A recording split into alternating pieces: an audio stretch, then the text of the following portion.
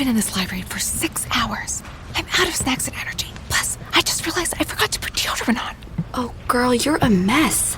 Let's run to Target.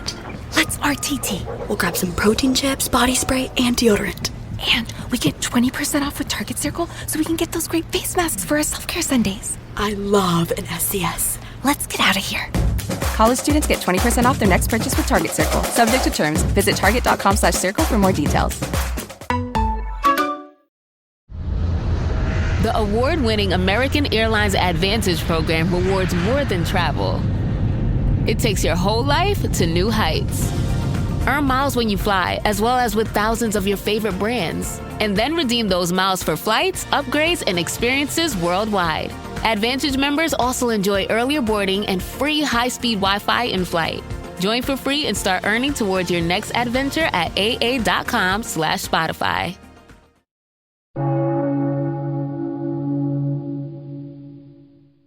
Hello and welcome to the program UFO Warning. In this episode, we're talking about Bigfoot in California. That's correct, Bigfoot in California. Found these stories over at BFRO.net. That's BFRO.net. A lot of really cool stuff over there, Bigfoot Research Organization. First story is called The Avery Cabin Encounter, California, December 1978. Winter in the Sierra Nevada mountains can be brutally unforgiving. In December of 1978, the forest surrounding the tiny community of Avery, California, were buried beneath fresh snow and temperatures routinely plunged well below freezing. It was in this isolated wilderness that one teenager experienced a night he would never forget. At the time, he was only 13 or 14 years old. His aunt was dating an aspiring carpenter who owned a remote piece of property outside of Avery. The man had already finished building a small house and was in the process of constructing a cabin on a nearby hillside. A narrow creek separated the two buildings, connected only by a simple bridge. The area was incredibly isolated. In 1978, there were very few homes nearby, and the nearest neighbors were miles away. Dense forest surrounded the property in every direction, creating the kind of darkness that only exists far from civilization. The young teenager had spent summers there before, but this was his first visit during winter. The unfinished cabin offered little protection from the bitter cold. Instead of glass windows, sheets of plastic covered the openings. Every gust of wind pushed icy air straight into the cabin, and the only source of heat was a small wood-burning stove. That night, his aunt and her boyfriend slept upstairs, while he curled up downstairs on a couch inside a sleeping bag. Despite the stove, he couldn't stop shivering. Two family dogs lay sleeping on the floor beside the fire. Then he heard footsteps outside. At first, he thought he was imagining them. The sounds were slow, deliberate, heavy. Something was walking around the cabin. The footsteps continued, and suddenly the dogs sprang to life. Both animals began growling low and deep, pacing nervously across the floor. The witness later recalled that these were normally gentle, friendly dogs. He had never seen them behave like this before. Whatever was outside had their full attention. Lying there in the darkness, the teenager couldn't see through the plastic-covered windows, but he could clearly hear something moving around the cabin. It sounded large. His fear intensified when he realized how vulnerable they really were. The front door was little more than a temporary frame made from 2x4s covered with plastic sheeting. It wouldn't have stopped much of anything. For nearly 15 terrifying minutes, the sounds continued outside. Then, just as suddenly as they had begun, they stopped. The footsteps faded into the forest. The dogs eventually relaxed and returned to sleep, but the young witness couldn't. For hours he lay awake wondering if fear had somehow exaggerated what he'd heard. Maybe it had all been his imagination. Morning would prove otherwise. As daylight broke, he took the dogs outside. Fresh snow still blanketed the ground. Almost immediately he noticed something unusual. A trail of enormous footprints crossed the hillside. Curious, he followed them. The tracks emerged from a stand of trees in the distance. crossed a small valley, and headed directly toward the cabin. Each footprint looked unmistakably humanoid. They measured between 13 and 15 inches long. Each print displayed 5 distinct toes. The impressions sank 4 to 5 inches deep into the snow. Even more astonishing was the stride. Each stop was spaced roughly 6 to 7 feet apart. Whatever had made them possessed an incredible gait. As he continued following the trail, he reached the government property line marked by a barbed wire fence. The fence stood approximately 4.5 feet tall, high enough to reach the teenager's chest, yet the tracks never broke stride. There were footprints on one side of the fence and matching footprints directly on the other side. There were no signs of climbing, no disturbance, no place where the animal had crawled beneath. It simply appeared to have stepped cleanly over the fence in a single stride. The tracks continued downhill toward the creek. Then came another surprise.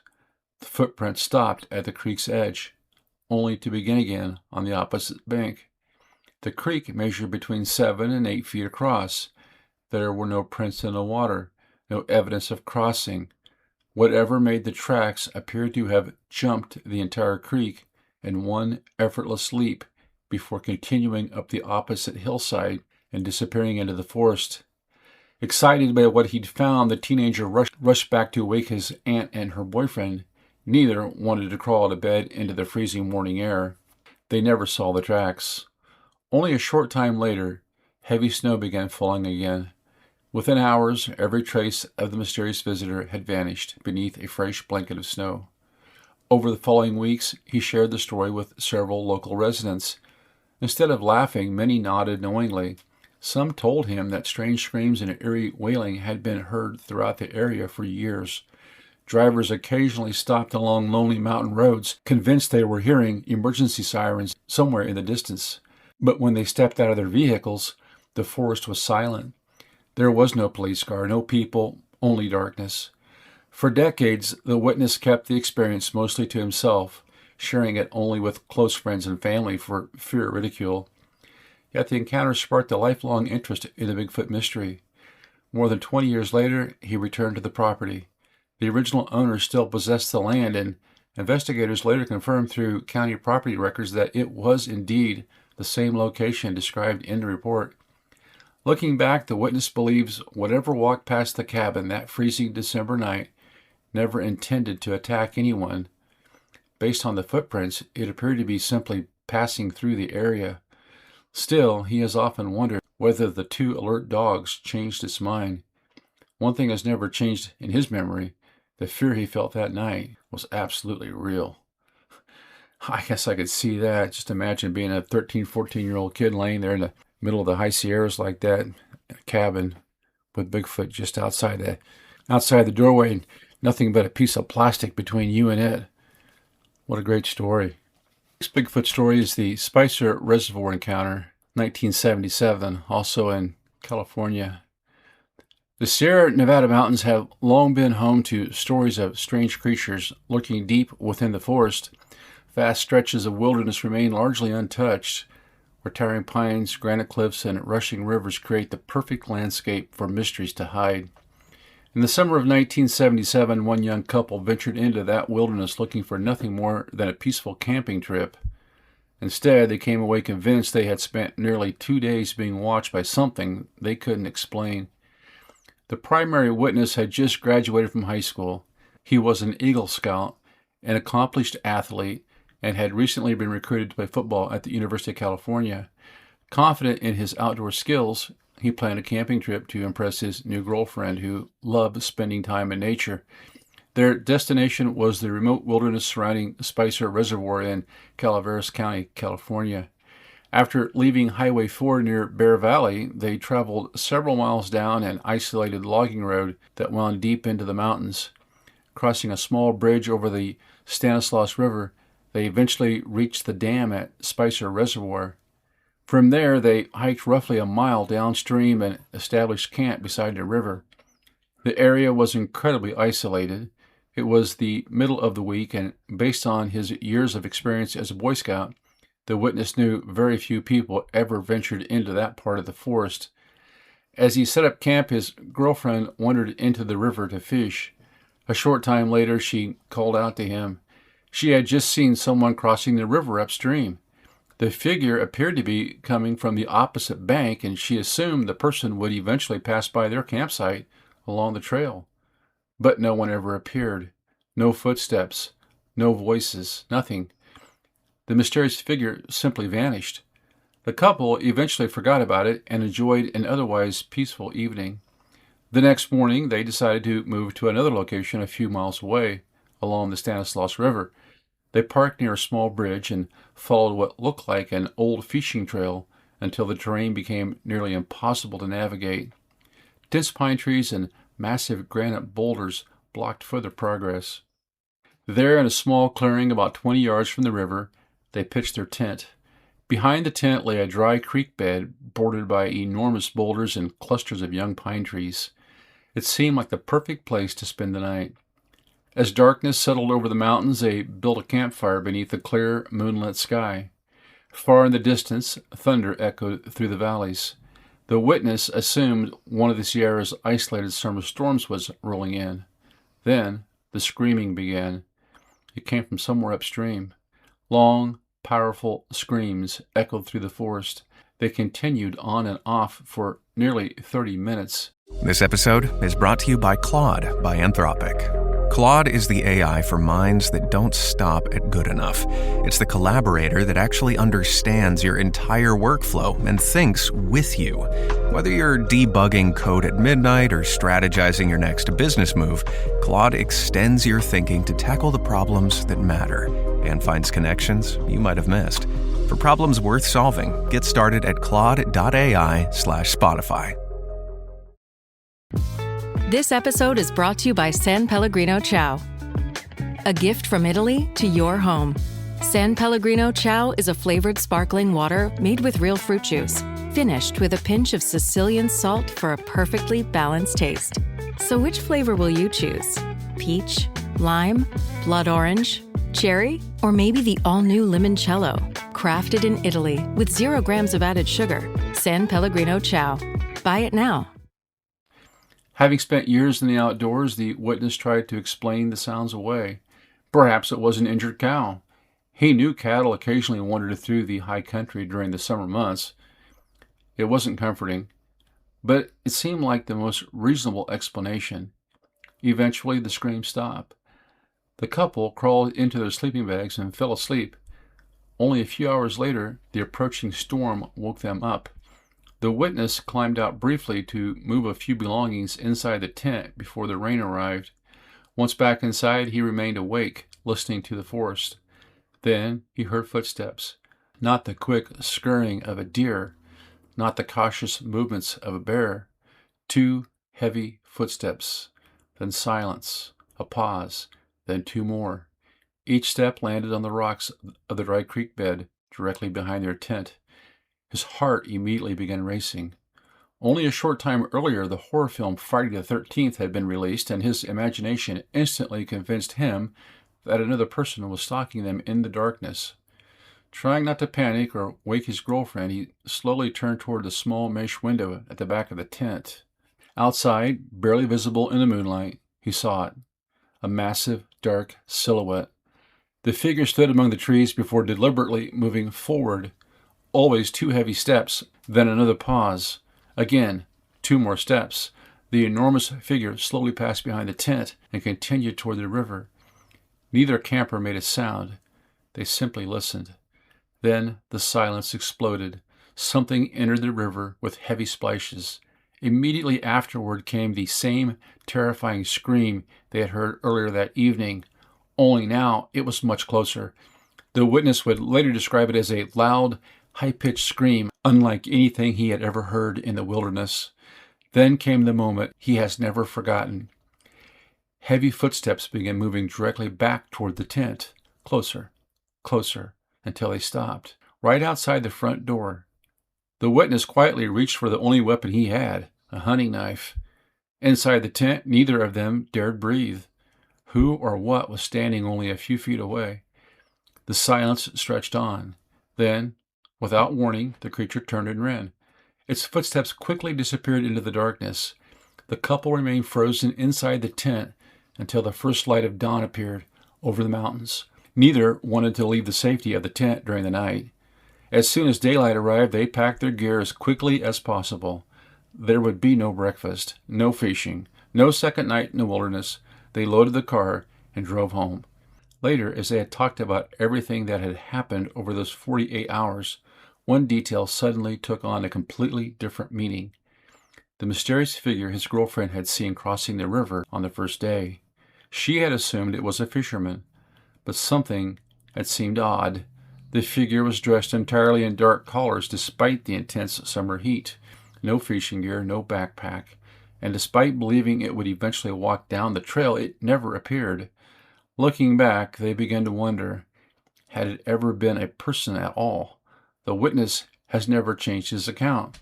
More than 25 years later, when he submitted his report, he stated that his former girlfriend could still verify every detail. To this day, he believes the screams, the enormous silhouette, the heavy footsteps, and the encounter outside their tent were all caused by one thing, a Bigfoot. And if he's right, whatever crossed that river on the first day may have quietly followed them through the wilderness for the next 48 hours. Just imagine being out there being stalked by Bigfoot in the middle of the forest like that. This encounter is known as the Redwood Encounter, Humboldt County, California, May 2003. Northern California's redwood forests are unlike almost anywhere else on Earth. Towering trees soar hundreds of feet into the sky, their massive trunks blocking much of the sunlight below. Even during the day, the forest floor can feel dim and ancient. The air is damp, the ground is covered with ferns and moss, and every sound seems to echo through the trees. It's a place of incredible beauty and countless legends. For one fisherman in the spring of 2003, it became the setting for an encounter that would change his life forever. The witness had only been exploring Humboldt County for a few months. Originally from the south, he was fascinated by Northern California's rivers and wanted to discover new fishing spots hidden deep within the redwood wilderness. One rainy afternoon in May, he parked his truck near Highway 101 outside the small community of Myers Flat and set off on foot. His plan was simple: find a quiet stretch of river, cast a line, and spend the afternoon fishing. He carried only a fishing rod and a handheld GPS unit so he wouldn't get lost in the maze of towering trees.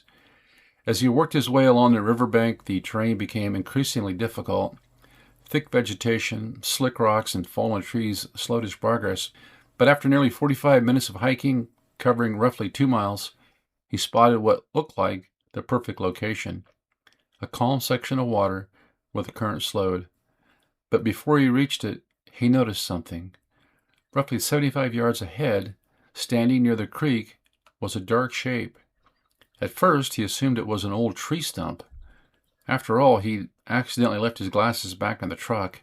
His eyesight wasn't terrible, but at that distance it was enough to make details blurry. Then another thought crossed his mind. Maybe it was a bear. Normally, that would have been reason enough to quietly back away, but curiosity got the better of him. Using the tree line as cover, he slowly crept closer. His pulse began to quicken. He later described it as feeling like buck fever, the intense adrenaline hunters experience when they unexpectedly come face to face with a trophy animal. At about 75 yards, everything changed. The dark shape stood up. In an instant, he realized this wasn't a stump, and it wasn't a bear. It was standing upright. The witness had once lived with a roommate who stood 6 feet 7 inches tall. This creature was noticeably taller. He estimated its height at roughly 7.5 feet. Its weight, well over 400 pounds. Its body was covered in dark reddish-brown hair. Its arms were astonishingly long, hanging nearly to its knees. For several seconds, neither one moved. The fisherman stared at the creature. The creature stared back. He would later say those few seconds felt like 10 long minutes. There was no aggression, no growling, no display of dominance. It almost seemed as though both were trying to understand exactly what they were looking at. Then something caught the creature's attention. It suddenly turned its head and looked downstream. The witness never heard anything, no voices, no vehicle, no boat, nothing. But whatever the creature sensed, it reacted immediately. Without hesitation, it exploded in emotion. The witness watched in disbelief as a massive figure sprinted toward the woods. The speed was unbelievable, covering approximately 50 yards in less than 3 seconds. It disappeared into the dense redwood forest almost before his mind could process what had happened. The fisherman stood frozen, unable to move, unable to think. Eventually, reality set in. He turned around and headed back toward his truck as quickly as he could. But this wasn't his first encounter.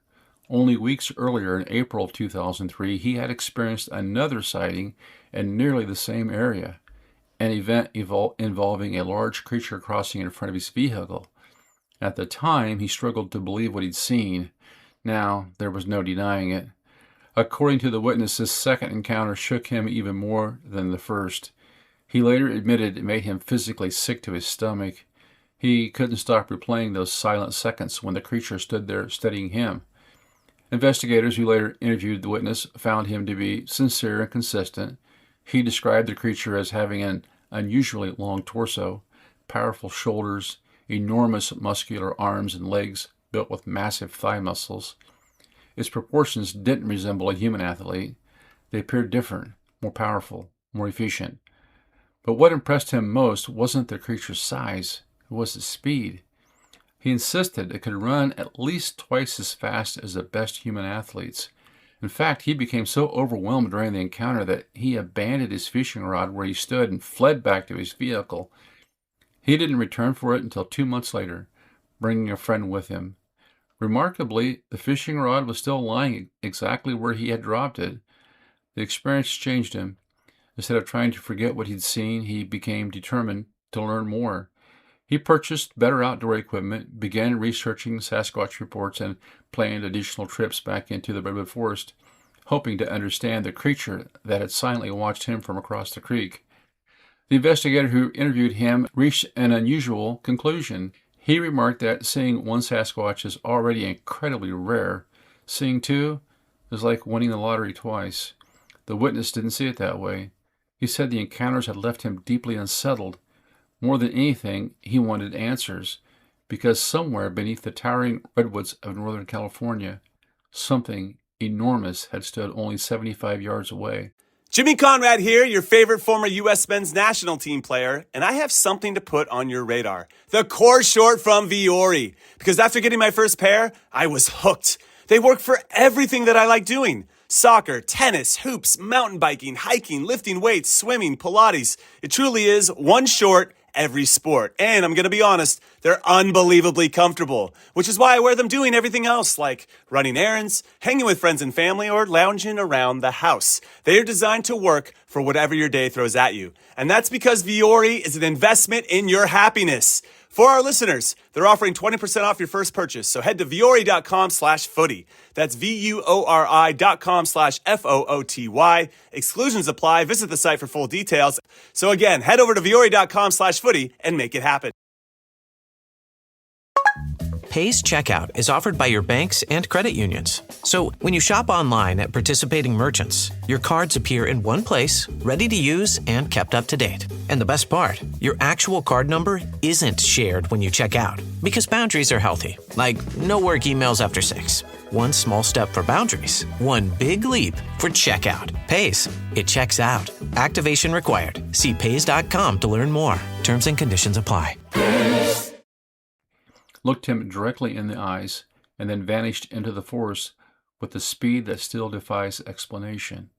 Of course, that's just such beautiful country up there. If you've been lucky enough to walk among those redwoods, it is almost an otherworldly experience. And just imagine being out there fishing in some remote area and look down the creek and see a Bigfoot standing there. Boy, that would really have to be spellbinding. We'll do a couple more here and wrap this up. This encounter is known as a Hoopa Mountain encounter, happened in Humboldt County, California, spring 1978. The mountains surrounding California's Hoopa Valley have a reputation unlike almost anywhere else in the American West. Steep ridges, dense forest, abandoned mining trails, and countless miles of rugged wilderness have inspired stories for generations. Many Native American traditions speak of mysterious beings that roam these mountains, creatures that are powerful, elusive, and rarely seen. In the spring of 1978, one veteran prospector ventured into those mountains searching for gold. Instead, he encountered something he never wanted to experience again. The witness was no stranger to the wilderness. He had spent years exploring remote country throughout Northern California and Southern Oregon. He was an experienced mountain man, comfortable traveling alone through places where few people ever ventured. His destination that morning was the east side of the Hoopa Valley Indian Reservation near the Klamath River, outside the town of Orleans. Heavy snow still covered portions of the mountains, forcing him to leave his planned route and climb across a different ridge in search of workable ground. As he made his way uphill, he discovered an old trail cutting across the mountainside. It looked ancient. Years, perhaps decades of use had worn unusual steps into the hard earth. The spacing between them was strange. Each step seemed just slightly too far apart for a normal person, forcing him to constantly adjust his stride as he climbed. At first he thought little of it. Then everything changed. Without warning, an overwhelming feeling of terror washed over him. It wasn't ordinary nervousness. It wasn't the cautious alertness every outdoorsman feels around bears or mountain lions. This was different. The witness later said the hair on the back of his neck stood straight up. It had never happened before, and it has never happened since. There was no sound, no movement, no smell, nothing visible anywhere on the open mountainside. The trail crossed mostly bold terrain with very little brush or timber nearby. There was nowhere for anything to hide. Yet every instinct inside him screamed that something was coming. He couldn't explain why. He simply knew. The fear became so intense that he abandoned the trail altogether. He ran, only a short distance, then collapsed to his knees. Unable to think rationally, he instinctively covered his face with both hands, almost as if hiding from something he couldn't bear to see. Moments later, he heard it. Heavy footsteps. Not four-legged, two-legged. Something large was walking down the same trail he had abandoned only seconds earlier. The footsteps drew closer, closer, until they stopped. Just a few yards away, the witness remained frozen, his face buried in his hands. He never looked. For several long moments, the unseen creature simply stood there. The witness became convinced it was looking directly at him.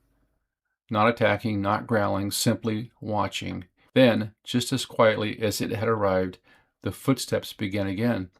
The unknown creature continued down the mountain until the sounds gradually disappeared into the distance. Only then did the witness slowly uncover his face. The overwhelming fear was gone. Instantly, as though someone had flipped a switch. He stood up and cautiously returned to the trail. Years of surviving in remote wilderness had taught him to pay attention to details. He searched for tracks. There were none. The ground was too hard. He looked for broken branches. Nothing. He listened for birds or animals. Silence. There wasn't even an unusual odor. The only mystery remained, those oddly spaced steps worn into the ancient trail. Continuing uphill, he expected the path to lead somewhere meaningful, perhaps an old mine or hidden cave. Instead, it simply ended. The trail faded into a small mountain meadow. Beyond it, a limestone ridge rose in the distance, but there were no caves, no abandoned cabins, nothing that explained why such a well-worn trail existed in the middle of nowhere. The witness had spent a lifetime around wild animals. He had encountered bears, deer, and countless other creatures in every imaginable condition. Nothing, he insisted, had ever produced the overwhelming sense of terror he experienced that morning.